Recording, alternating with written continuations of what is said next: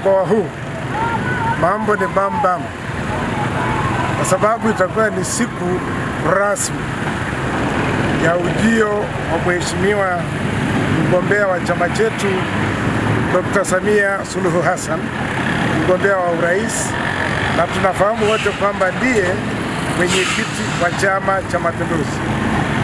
Kwa hivyo mimi mwenyekiti wa mkoa niwakaribishe wananchi wote wa mkoa wetu, na tumeshaona tayari wamekushaingia makundi makubwa sana ya vijana, tayari yako Babati, wanaendelea kumiminika, na watakuja wananchi wengi sana wa mkoa huu kesho kwa ajili ya tukio hili.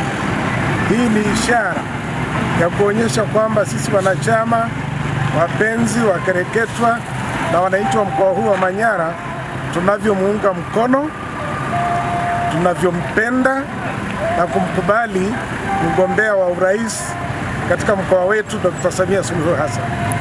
Na hiyo ni ishara kwamba katika mikutano yake ya kampeni atafanikiwa kupata watu wengi sana, na sisi tunataka tumuahidi kwamba akaribie, aje, tunampokea kwa mikono miwili, na tunaahidi mapema kwamba lazima tarehe 29 mwezi wa Oktoba tutampa kura zote za ndio, yeye pamoja na wagombea ubunge wetu, lakini vile vile na madiwani wetu kutoka kata zetu zote 142.